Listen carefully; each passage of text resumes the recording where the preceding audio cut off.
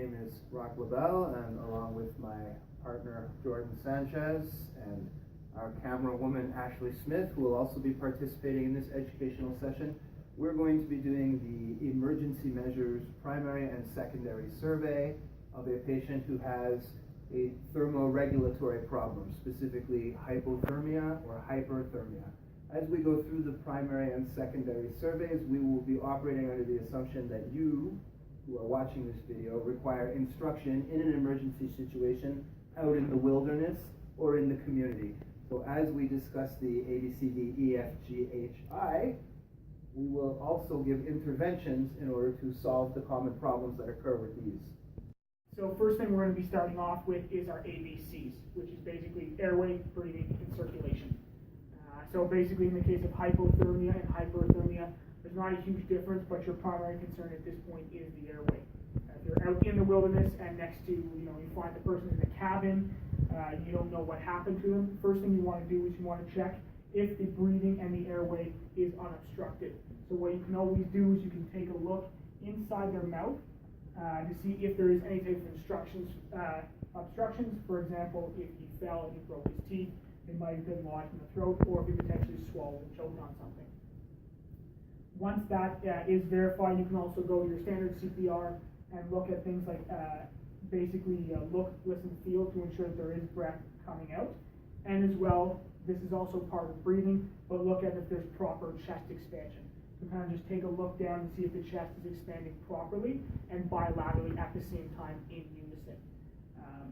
Once that is secure, you want to go on to verify your circulation. So basically this can mean anything from, is the blood being adequately perfused to the rest of the body? So you can do this by starting with checking the carotid artery up here to ensure that there is a pulse present, and as well checking your peripheral pulses. So you can check them on each arm, you can check the radial pulses, as well as going down to your pedal pulse in the front and in the back here, and just to ensure that there's adequate circulation. Another way to verify this is to simply look at the color of the extremities. Especially in the case of hypothermia, you will see the extremities become white and cold, especially to the touch.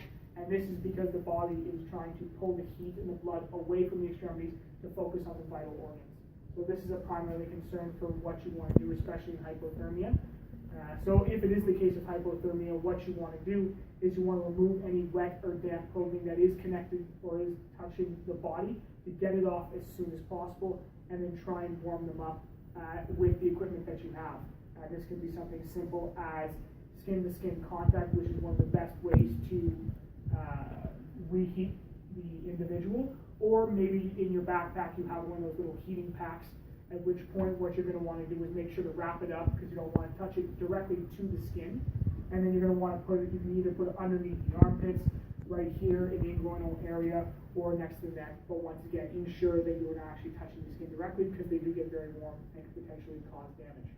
If it is in the case of hyperthermia, basically you want to take them to a cooler place to have them cool off. You want to strip off any excess of clothing, rehydrate them with any type of electrolytes that you may have. This can be something as simple as water, but preferably if you have Gatorade to give them, and just try and cool them down as well. Maybe potentially put a cool rag on the back of their neck or under the armpits, just to try and cool their overall core body temperature. Okay, so now we're going to check. Now we're going to check for neurological deficits. His level of consciousness, for any head trauma. Is he able to respond to us? Are his pupils equally dilating? If he's able to move, is he able to listen to commands? We can do his Glasgow Coma scale. Is he able to squeeze our hands? Is he able to move his neck? Yeah, and basically, as Ashley mentioned, if you come onto a scene like this, you just want to ensure that he's adequately able to respond when you're talking to him. Because mainly, once again, relating back to airway and breathing, if there isn't that neurological function, you could potentially be worried about a spinal injury, or that his airway or breathing is potentially impeded. And then depending on the environment he came in from, whether it is from severely cold or very hot, you want to expose the patient. If his clothing is wet, you want to cut it off. You want to wrap him in thermal blankets if you have any available, if not any clothing that someone else could spare to keep him warm, or skin-to-skin contact to share your body heat. You can cover their head but to leave their face exposed. You can shield them from the wind. You don't want them being any more colder than they already are. And then the heat packs, as Jordan had already said, under the arms or in the groin area to preserve as much heat as possible. For exposure, you could quickly look at the patient and see if there's any other injuries that have happened. And then that would be outside of the hospital setting. If you're in the hospital, then you can jump in and do a full set of vitals. But if not, we could deal with respirations and pulse while we're waiting for someone to come along. And if anyone has a thermometer, to probably check their temperature.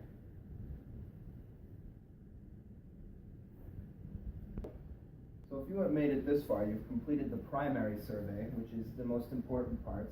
Now, if everything is all right, we move on to the secondary survey, which consists of F, G, H, and I. As Ashley had mentioned, F, if you're in the hospital, is a full set of vitals, but if you're in the community, you monitor what you can. In this case, I'm very worried about temperature since we're discussing hypothermia and hyperthermia. But what else can F stand for?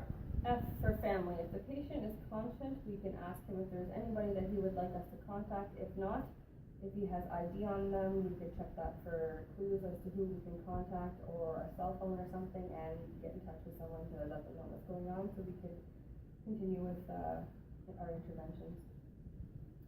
So after F, we have G, which is give comfort measures, give emotional support. Basically, you do what you can to make the patient feel safe, make the patient feel comfortable, and if you're waiting for emergency responders to arrive, essentially to allow the time to pass until they arrive to be as pleasant as possible for the patient. So pain, you can give Tylenol or acetaminophen, which is Tylenol, ibuprofen, aspirin, those kind of things if they have minor pain. If they're cold, as we already mentioned, you want to make sure they're warm. If they're too hot, you want to cool them down. Basically, you want to do as much as you can to make them calm and happy until the emergency responders arrive. H is previous health history. So you can ask them if they've ever had anything like this happen before, how it went, any medical conditions that they might have that might exacerbate this condition. For example, if you already have pre-existing breathing problems and you're out in the hot sun, you end up with hypothermia. If you have asthma, it'll make your breathing worse. If you have heart problems and you're having temperature regulation problems, your heart problems will be even worse. Just things like that that you can make the emergency responders aware of when they arrive. And finally, you have I, which is inspect posterior surfaces. We mention it at the end because it's not a priority, but you always want to look at the back, especially when you're doing your assessment, as Jordan was mentioning earlier, airway, breathing, circulation, the neurological assessments. You want to very carefully roll your patient and just look at the back. Make sure they don't have any bruising on their spine. Make sure they didn't injure the back of their neck, the back of their head. Make sure that they're not bleeding anywhere. Make sure there's no broken bones, anything like that. So you're doing like a head-to-toe assessment and inspecting the posterior surface all at the same time. G, H, and I kind of go together. And if you've done all these things, if your patient is conscious, he's comfortable, the first responders are coming, you've done your job as an emergency responder. Thank you.